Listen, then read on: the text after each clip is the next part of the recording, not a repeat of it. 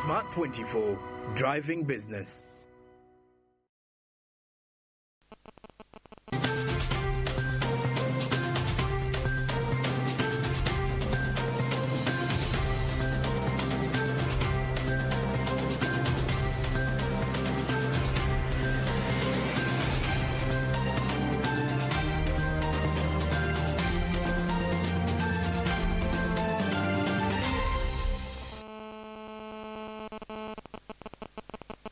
Wewawe ennaku z'omwezi ziri 9 ate olunaku lwakuna tukyali mwaka 2023 ate nga gw'omwezi gukyali gwa 11. Ntwanirizago we naawe omulabi ow'amawulire gaffe mu lulimi Oluganda ku ssaawa emu ey'akawungezi agayitibwa agafa mu by'obusuubuzi wano ku Smart 24 TV. Amanya Brian Alvins Mugerwa gemanya tokutuusaako ezimu ku mboozi tusobodde okuŋŋaanya mu lunaku olwaleero ansinzidde wano e Bwayiise ate nga bwensimbye amakanda okuwa empeereza y'olunaku olwaleero. Tulina emboozi nnyingi nnyo tula ntende ate tube nga tusoosootola ezo ze tusobodde okutegekera mu lunaku olwaleero.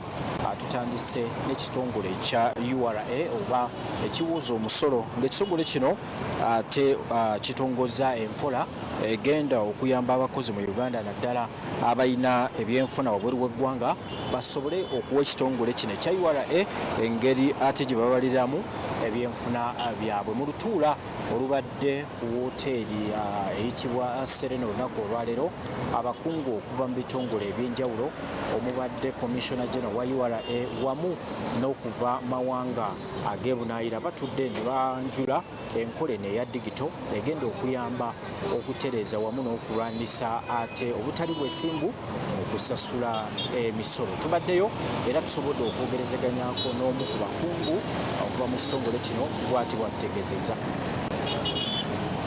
Kubadde okutongoza omukisa eri abakubi b'omusolo baffe mu Uganda abalina ebyenfuna okuva mu nsi ezitwetoolodde oba ensi ezisukka ensi endala obawa omukisa okujja okunnyonnyola oba okuwa URA information ku ngeri gye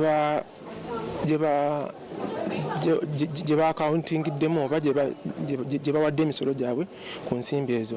Mpozi tunajjukira nti mu mwezi ogw'omukaaga Parliament oba olukiiko olukulu olubaga amateeka mu Uganda lwakola ennongoosereza mu mateeka era ne luyisa etteeka mu lufuutifuuti twandiyise Convention on Mutual Administrative Assistance in Tax Matters Implementation Act ey'omwaka 2023. Ng'era etteeka eryo ligenderera okutuukiriza kiri kye tweyama mu nsi yonna okubeera omu ku mawanga agatunulidde okubeera ne transparency oba obwerufu mu ngeri gye tukolaganamu okulwanisa emize egy'okwevedinga oba obutasasula misolo nga tukozesa enteekateeka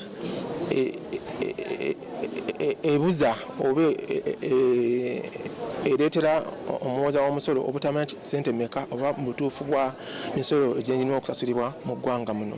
So etteeka eryo lyabagibwa era ligenda kutandika omwaka ogwa January 2024 nga banka ezitereka ssente zaffe company ezikola ku insure ba fund managers oba aba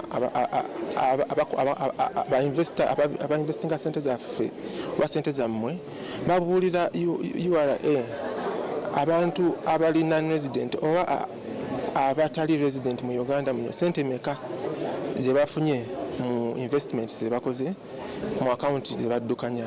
So ng'ekigenderera mu ekyo kiri nti bwe tunatuuka mu mwaka 2025 information eno gye batuwadde nga URA tugenda giwa ensi aba taxpayers aba non-resident taxpayers mwe bali resident ate n'ensi ezo nazo mu mutima ogw'okukolagana zituwe information ey'aba taxpayer baffe abalina investments ng'ezo zenjogeddeko mu nsi zaabwe. So 2056 bwe tulina ensi ezitwetoolodde Commissioner General yogedde ku South Africa omwaka oguwedde bafuna $311 million bisatu 11 okuva mu gano guno. Bwe tunywa Ghana Nigeria nabo bali mu mu range eyo Ghana, Nigeria ne Mauritius. Kati tusuubira nti bw'ogeraageranya n'ensi zinaggwadda ezikoze enteekateeka eno ku lukalu lwa Africa, naffe tuyinza okutuukira mu range ng'ezo. Of course ofactoringamu obunene bw'ekonomi yaffe ne inflation oba ebbeeyi y'ebintu bwe bitambula mu ggwanga. Kale okusinziira ku mateeka gatwala empooza y'emisolo mu Uganda, engassi ziteekeddwa mu mateeka za njawulo. Waliwo engassi yole gyekuwa nga totuwadde information. Waliwo engassi gyekuwa nga wayanjula ebyenfuna byo naye watugulirako bitundu. Waliwo n'engassi gyekuwa bw'oba wenyigidde mu mbeera egenda okubuzaabuza byenfunayo oba kye tuyita fraud oba obukumpanya. So ezo engassi za mirundi gya njawulo era tukubiriza taxpayer okwewala inconvenience oba okutaataganyizibwa kuno nga bakozesa omukisa guno oguweereddwa Commissioner General ne Minister of Finance nga bwe tuwulidde mu kwanjula ne mu nteekateeka gye tulongiza olwaleero. Weewaawo ate bwe nkuggyako eyo omukulembeze w'eggwanga olunaku olw'eggulo omukulembeze w'eggwanga olunaku olw'eggulo Yoweri Kaguta Museveni ate yakkiriza okuzimbibwa kw'ekisaawe ky'ennyonyi okumpi n'ekkuumiro ly'ebisolo erya Kidepo National Park. Ono yasuubiza n'okulagira ate ekitongole kitwala wooteeri zonna mu ggwanga lyattu Uganda okuzimba wooteeri mu bifo ebyo okulaba ng'ate abantu abanaakozesa ekisaawe ekyo abakozesa ebifo ebyo. Naye mu kwogerezeganyako n'abakungu bano yabalabudde mu ngeri gye bayinza okuddukanyamu emirimu wamu n'okukuuma naddala ebisolo ebiwangaalira mu kifo ekyo. Omukulembeze w'eggwanga Yoweri Kaguta Museveni olunaku olw'eggulo yasisinkanye abakungu okuva mu Shajja Chamber of Commerce and Industry era nga babadde bakulembeddwamu ssentebe atuula ku boodi amanyiddwa nga His Excellency Abdallah Sultani wali ku nnyumba y'obukulembeze Entebbe. His Excellency Abdallah Sultani wamu n'abakungu be yabadde atambudde nabo basobodde okunnyonnyola omukulembeze w'eggwanga ku wa we batuuse mu kuzimba ekisaawe ky'ennyonyi mu Kidepo Valley National Park. Museveni yakkiriza okuzimbibwa kw'ekisaawe kino naye n'awa amagezi bamusiga nsimbi bano okwegendereza obutakosa nsolo ezikuumibwa mu tterekero lya bisolo wonna awo we bagenda okukakkalabiza emirimu gyabwe. Bw'atyo akakasiza aba Chamber of Commerce nti tewali misolo gijja kubaggyibwako mu nteekateeka y'okuzimba ekisaawe kino.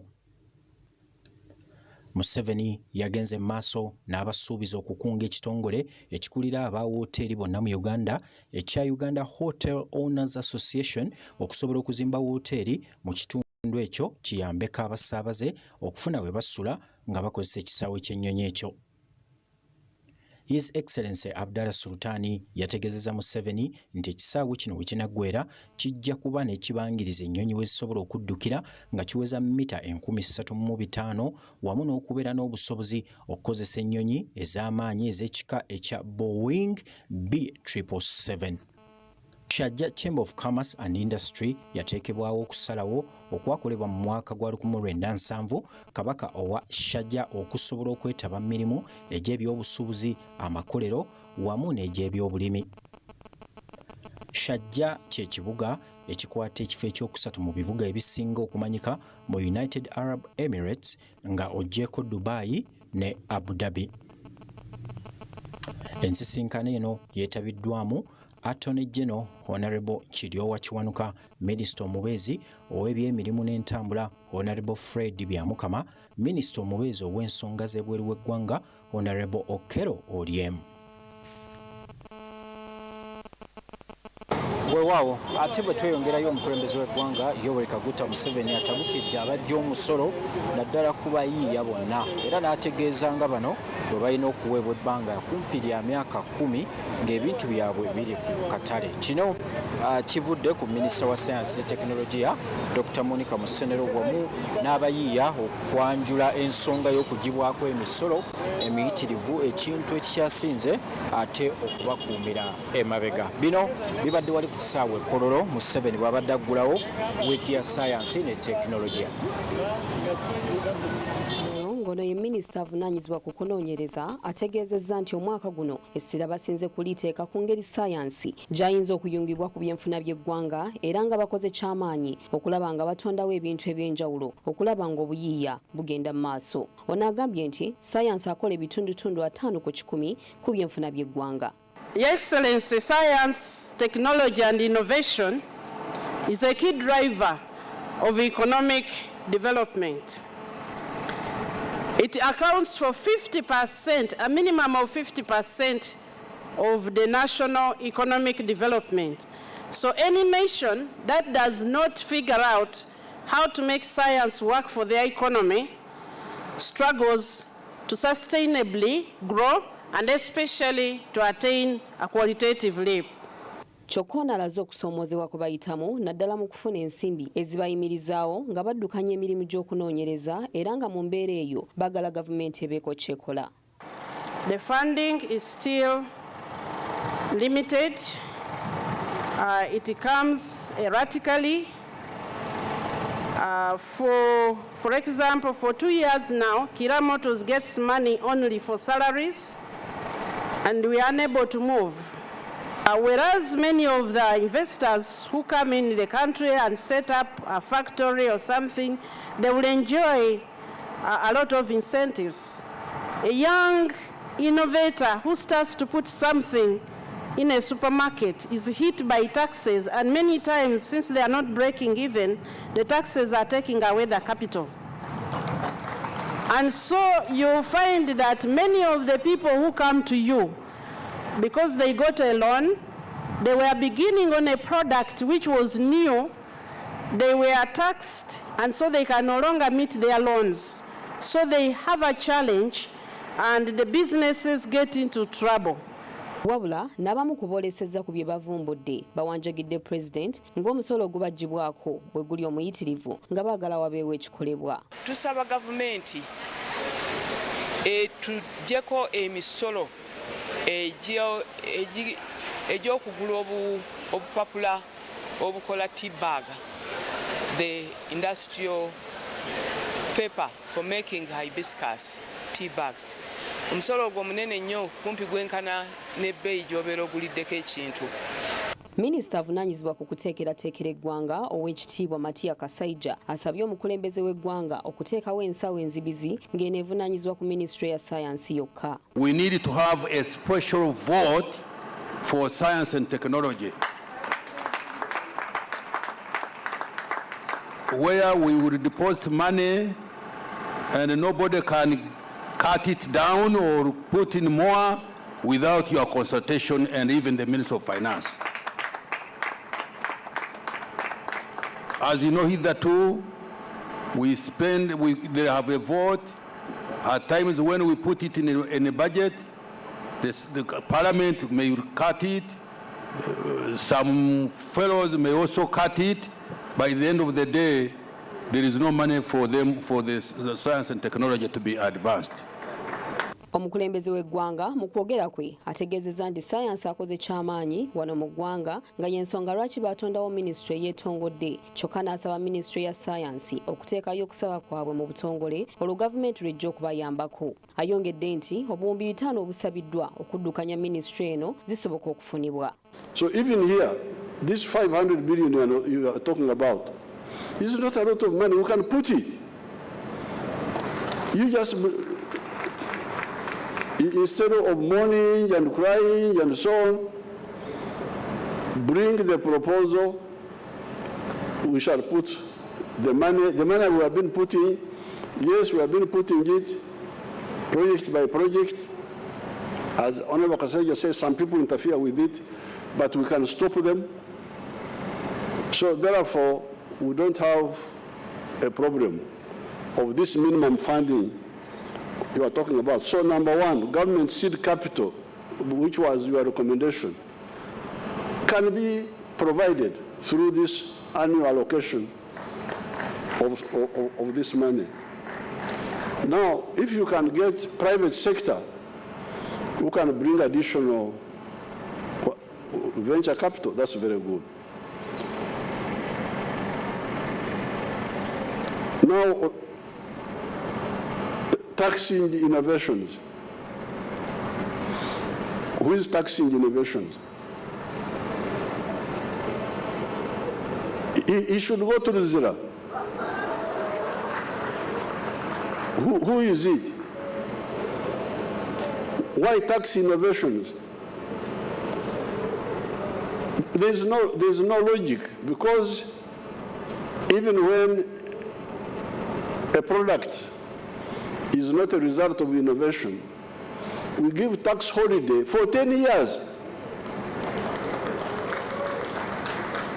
Something already well known, but you are putting it in Uganda for the first time, we give you tax holiday for 10 years.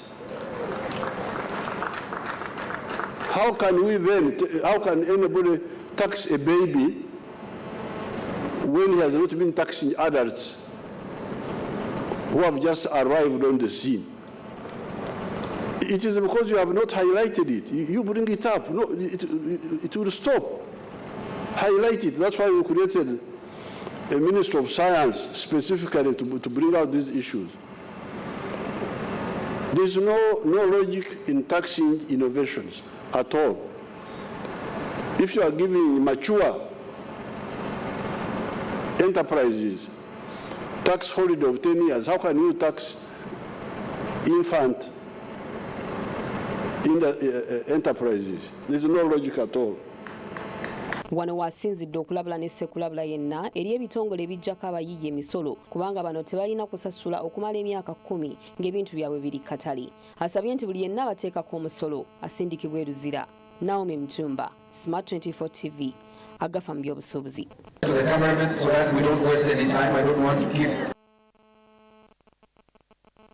Byebyo nno ate bibadde erudde eyo ekkololo nzikiriza nkujjeyo era nkutwale butereevu mu kanyomero kaffe akatumirwa obadde okimanyi mwe tukuleetera emboozi ez'enjawulo ezitali wano ate nga zikuzaamu amaanyi wamu baziina n'obuyiiya wamu n'okuvumbula okw'enjawulo gw'otalowoozangako. Tuula ntende onyumirwa emboozi eno.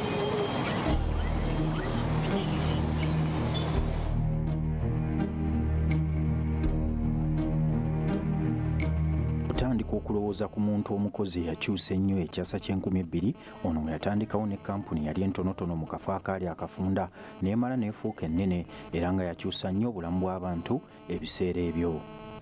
Kampuni eno yatandika mu mwaka gwa 1975 era nga bwe twogerera kati kampuni eno y'emu ku makampuni 5 agasinga mu nsi yonna.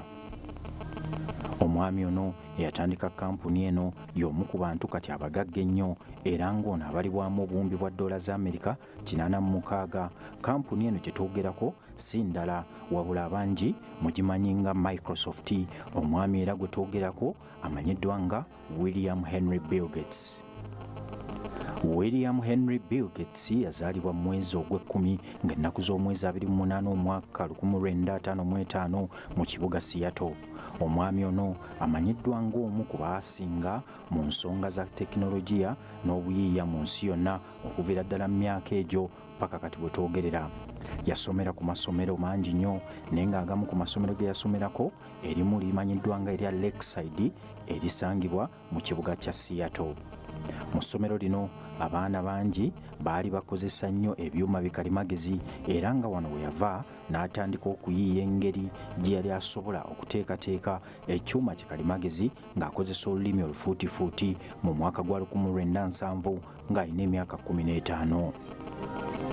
Bill Gates yakola nnyo ne mukwano gwe amanyiddwa nga Paul Lala era bombi bano be basobola okutandika okuyiiya puroguramu ya kompyuta eyali eyakatandikawo. Bekkanyanga nnyo entambula y'emmotoka mu kibuga Seattle era nga enteekateeka eno gye baatandikawo basobola okutandikawo software yali ekkaanya entambula y'emmotoka mu kibuga kino eyali ebalibwamu $2 egya America.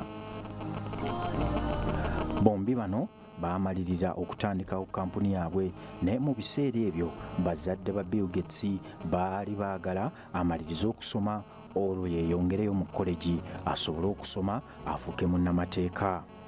Bw'atyo yeeyunga ku ttendekero erya waggulu eryali liyitibwa Howard University. Yasoma nnyo era yagenda okuvaayo ng'afunye eddaala erya masters. bwe batyo bombiriri batandika okukola ku software ow'enjawulo eyali agenda okukozesebwa mu kika ky'ekyuma kikalimagezi ekyali kiyitibwa Altair. Omwaka bwe gwawerera ogwa 1975 bombi bano batandikawo kampuni eyawamu eyali eyitibwa Microsoft eyali ekola zi kompyuta wamu ne software. Kampuni eno yatandikira mu mbeera etaali nnungi ng'endala era bwe zitandika, yadde nga kyali bwe kityo kino tekyabagaana kuyiiya software waabwe eyamanyika ennyo era nga baakubamu ne kopi nnyingi ne bazigabira bwereere. Okusinziira ku Bill Gates yategeeza nti abantu 10 ku buli 100 bokka be baali basasudde okukozesa software ono. Mu mwezi ogwokubiri omwaka gwa 1976 ono yawandiika ekibaluwa mwe yategeereza nti okweyongera okukozesa software ono nga tasasuddwa kijja kuleetawo obutakola software eyali ow'omulembe eyali asingako oyo. Bill Gates yakolagana nnyo n'abantu bangi era ng'omwaka gwa 1977 yakuubagana nnyo n'abamu ku baami be yali yeeyunzeeko. Yeeyunga ku mwami ono basobole okukakkalabya emirimu wamu ne kampuni eno gye yali egenda nga baagala bagitambuze babiri. Bano baatuukako ne mu kkooti mu nsonga za kampuni eno.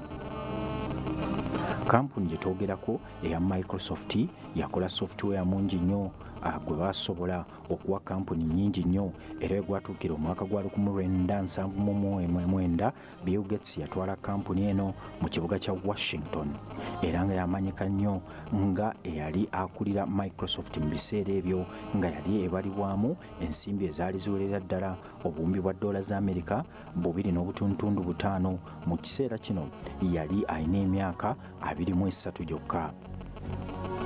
Bwe waayita ebbanga kampuni nnyingi ezaamerukawo ezaali zikozesa kompyuta zino baatandika okukozesa software ono wamu ne kompyuta ze.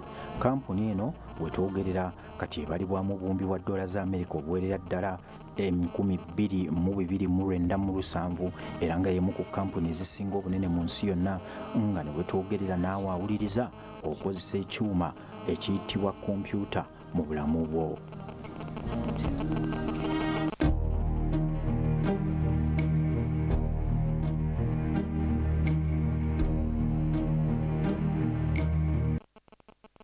Ate naawe osobola okutandika kampuni, osobola okutandika ekirowoozo kyonna kiwali olowoozezaako ne kivaamu ensonga oba oli awo okuyingiriza obuwanana bw'ensimbi. Ekyo kyakutandika funa muno ng'omuzungu bw'agamba nti emitwe ebiri gisimba omutwe ogumu, gatte mutandike. Oyinza okulaba nga ate ekirowoozo Katonda kyeyakuwa kyanjawulo. Butereevu akanyomero kano katutuusiza ku ddakiika entono nnyo ez'akatakusaawa emu ey'akawungeezi. Nzikiriza ekitundu ekisooka kiwumbewumbe mu ddakiika zino tuwummulemu katono tukomawo n'ekitundu ekyokubiri n'emboozi endala nnyingi nnyo. Omuli n'omubaka avuddeyo n'atangaza ku lutalo oluli wakati wa Isirayiri n'eggwanga liri ate olutali lwa ddiini wabula engeri gye lugenda okukosaamu n'ebyenfuna by'eggwanga si Uganda yokka wabula n'ensi yonna. Katuwummulemu katono tovaawo tukomawo.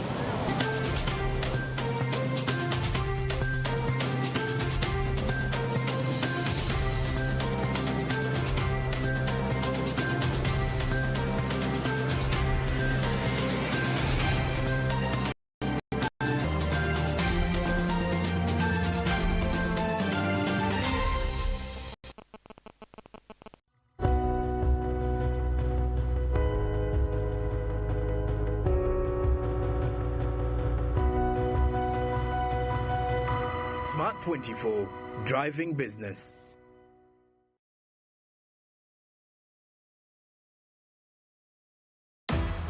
We have the best services here at Hotel Mara. You are very rude, Mr. Chief.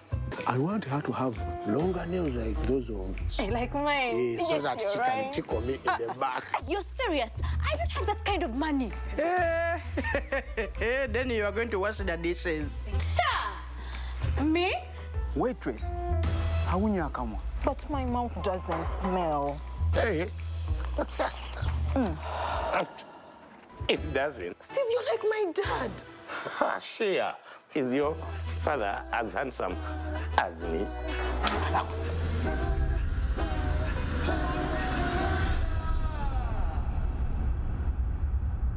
Era tutukanga olw'omuntu nti nigasita ndala mukaaga itaano sita isatu ash onige yes ngawo bakubuuza nga bamubuuza machanti code nga tumukoba atamu nsanvu bino ndija olumalirizawo ng'atamu esente dali kuwayo kumbaga ya mwenemu saawa yeneyo nga kyabazinga amwebaza nga tweyongere kai tujja mu kyalo ekindi ekikoba embaga olunawa luti nga mwira tulija kumala kai tweyongere emyezi mukaaga nga tukasomesa abantu momope baba embaga ya mwenemu eriyo nga 18 kaye emyezi omukaaga gyoli kwongeramu ojaji oyidine bya momope abantu yembite yona bandeta momo ono bibali kumpaka ne bya momope abidi kyama kupikipiki ojo bisomesa muleke musoniwe tyamaja baba tuuka bulungi simbule mbalasi asumuludde momo nyabo. Pay or shop with MTN Momo and get cash back every week. It's free of charge. Use the Momo app or dial *165*3#.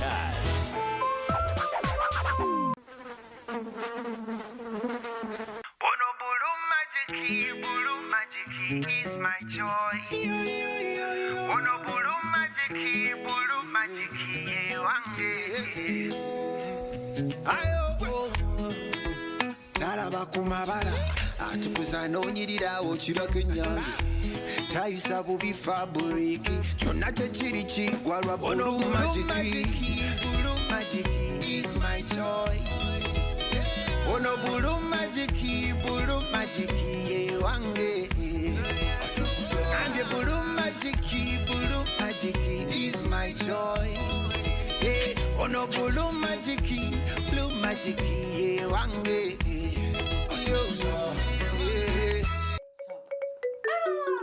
People call me Koja Maraka. Welcome to Love Uganda Limited, where we fix the hearts.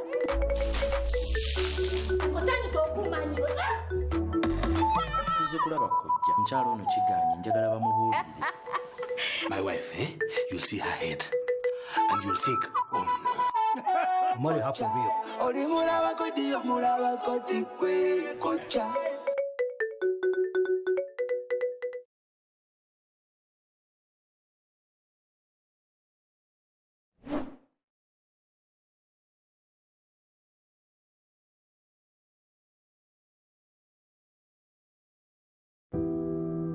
The Green Hydrogen Project in the UAE, specifically at the Mohammed bin Rashid Al Maktoum Solar Park, is the groundbreaking initiative in the Middle East and North African region. The Green Hydrogen Project is a collaborative effort involving several key stakeholders. It was implemented through a partnership between the Dubai Electricity and Water Authority, DEWA, Expo in 2020, and Siemens Energy. This partnership reflects the commitment of both government entities and private industry to advancing green hydrogen technology. The pilot plant for this project is situated at the outdoor testing facilities of the R&D Center at the Mohammed bin Rashid Al Maktoum Solar Park. This location is significant as it leverages the abundant solar energy resources available in the region to power the production of green hydrogen. This is Dr. Ali Al-Alili, the Vice President of Research and Development from Dubai Electricity and Water Authority. So let me talk to you a little bit about the power plant that you visited this morning. It's the green hydrogen plant. DEWA, which is Dubai Electricity and Water Authority, implemented this project at Mohammed bin Rashid Solar Park.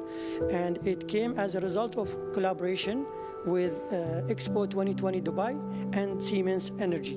It's actually the first of its kind in the MENA region and North Africa to produce hydrogen using solar energy. So we designed this plant to accommodate actually future applications of hydrogen, and it's helping us as a testing facility at the research center. And as you know, the hydrogen has multiple applications, and the way we produce this hydrogen is through a process called water electrolysis, which is basically splitting water into hydrogen and oxygen. And in order to do this, you need electricity, and the attractive thing about this plant is that it's getting this electricity from solar energy. So all of this is actually in line with Dubai Clean Energy Strategy 2050. That is to provide 100% of the energy in the Emirates of Dubai from clean energy resources by the year 2050. Green hydrogen is produced through a process called electrolysis, which involves an electric current to split water into oxygen and hydrogen. In this case, the electricity needed for the process is generated for renewable energy sources, primarily solar power.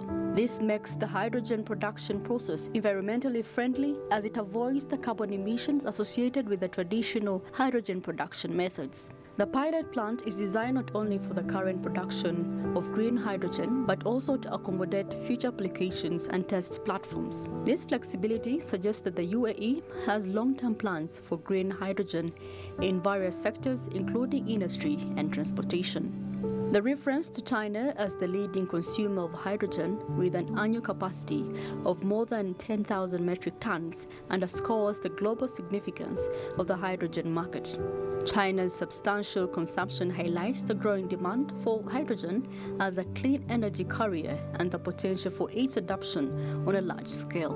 The UAE's strategy to reduce 6.5 million tons of carbon dioxide likely relates to its broader sustainability and climate goals. By producing green hydrogen using renewable energy, the UAE can contribute to the reduction in carbon emissions, as hydrogen can be used as a clean energy source in various sectors, including transportation and industry. Overall, the green hydrogen project in the UAE represents a significant step forward in the region's effort to transition to green energy sources and reduce carbon emissions. It demonstrates the UAE's commitment to innovation, sustainability in the energy sector.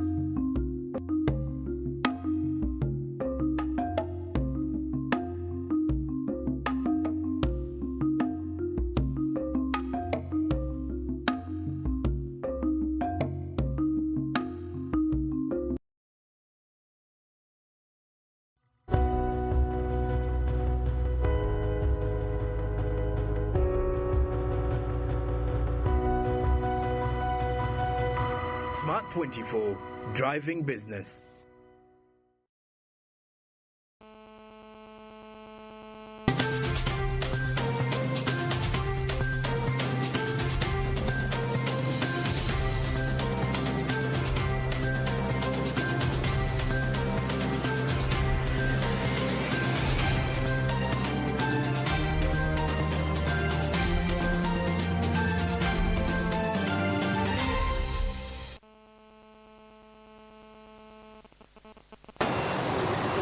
Nkulisa yakyo okuva mu kuwumula ate nzikiriza nkwanirize gwe ne yakatoyibako olaba amawulire agali mu lulimi Oluganda agafa mu by'obusuubuzi wano ku Smart 24 TV. Nange Brian Alvin Zemugerwa era ng'olunaku olwaleero nsinzidde wano bwayise ate okuwa empeereza eno. Kyagendera ddala maaso n'emboozi tusobodde okuŋŋanya mu lunaku era ng'ezimu ku mboozi ezo olunaku olwaleero omu ku babaka ba paalamenti avuddeyo n'alabula amawanga amalala omuli Uganda akayinza okuva mu lutalo oluli wakati w'eggwanga lya Isirayiri wamu ne Palestine naddala ku nsonga y'okukosa ebyenfuna mu nsi yonna. Ono ageze maaso n'alabula nti olutalo luno ate bwe lutali lwa nsonga za ddiini wadde nga abantu bangi bavuddeyo ne balwesigamya ku nsonga y'eddiini.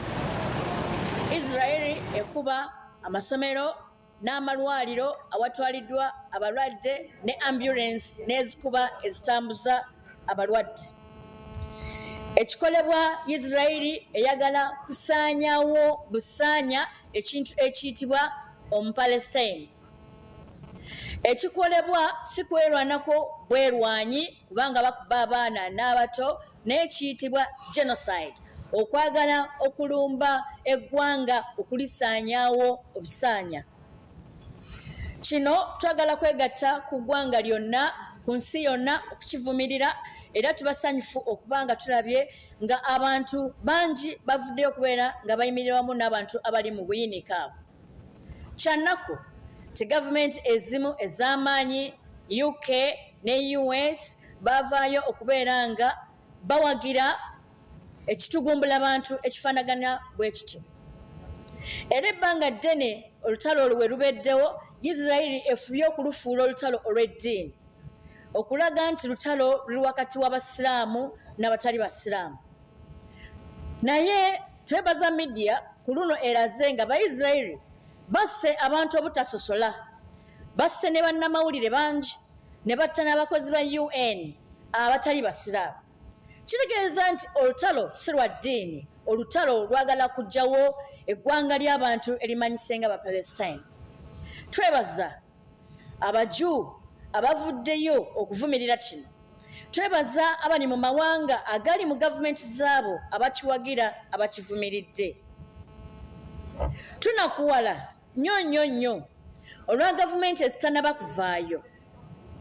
Abamu ku bo olw'okubanga tebaagala kwerekereza oba batya nti abo be bawagira gavumenti ezibayamba okubeerawo ezibavubiriza bwe banayogera ku kye bakola zinaabanyiigira.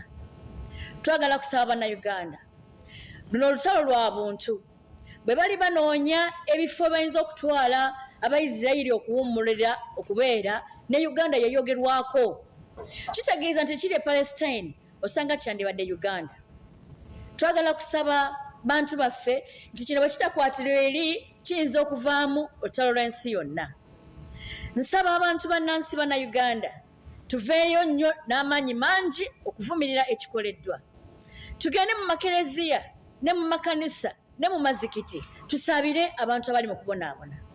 Tukole ekisoboka, tuteekewo akazito gavumenti eveeyo okwogera ku nsonga eno kubanga esirise ate nga kiteeberezebwa era nga kikakafu ti ne Bannayuganda eyo gye bali.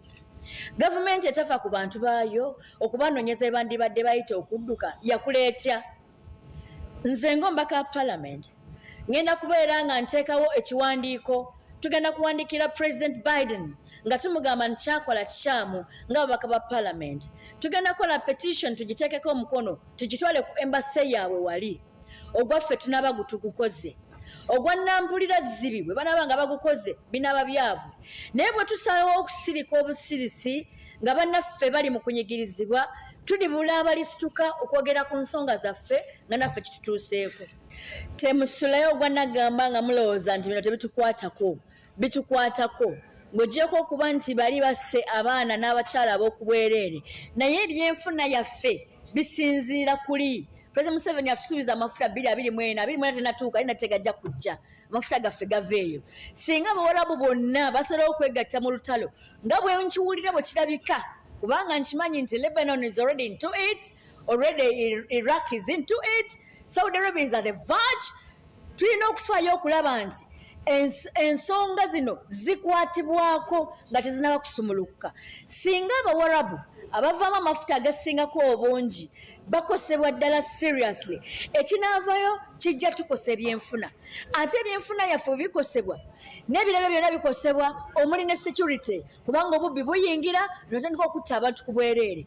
Bwe tutanyiga gavumenti yaffe okusalawo kuvaayo kwogera nga bukyali ne gavumenti endala zonna bagambe ku Bamerica bakwatirire olutalo loleke kusaasaana, lujja kusaasaanira ng'eggwanga lyonna, naffe tujja kufeesa eminyira. Oyo nno omubaka Aisha Kabanda ng'ate akaatiriza ensonga eyo. Kale ate bwe tweyongerayo ekibiina ekitaba omuzannyo gwa cricket ekya Uganda Cricket Association olunaku olwaleero kisindise Cricket Cranes oluvannyuma lw'okufuna ensimbi akawumbi kamu n'obukadde 2 ez'entambula y'abazannyi okugenda okwetaba ate mu mpaka za nsi yonna nga bali wansi naddala abo bonna abasunsuddwamu ow'emyaka 2. empaka ez'ekikopo ky'ensi yonna ez'okusunsulwamu abo bonna abali wansi w'emyaka 20 zirimu amawanga aga Africa omuli Namibia, Zimbabwe, Tanzania, Rwanda, Nigeria, Kenya ssaako ne Uganda. Amyuka Ssaabawandiisi w'ekibiina ekitabo omupiira ekya National Council of Sports David Katende ategeezezza nti ttiimu ya Cricket Cranes ey'eggwanga yaweereddwa akawumbi kamu n'obukadde 2 era nga bagisuubira okukola obulungi. Sente za gavumenti bw'oba omaze enkola ya gavumenti sente zifulumizibwa mu kye tuyita quotas. Buli quota bw'ebanga gavumenti yakuwa obukadde 10 sente ezo nga zekuwadde omwaka sente ezo ezikuwa mu kwota buli luvannyuma lwa myezi 3 ekuwaako omutemwa ku sente zeezo. N'olwekyo kati wetwogerera wano ekibiina kya Uganda Cricket Association kyekimu ku bibiina gavumenti byewa sente nyingi. Ndowooza bafuna ensimbi ezisukka mu kawumbi around 1.2 billion. Naye nga wetwogerera wano ekibiina kya cricket kimaze okufunako sente zaakyo zonna 100% for the first 3 quarters. First 2 quarters is 100%.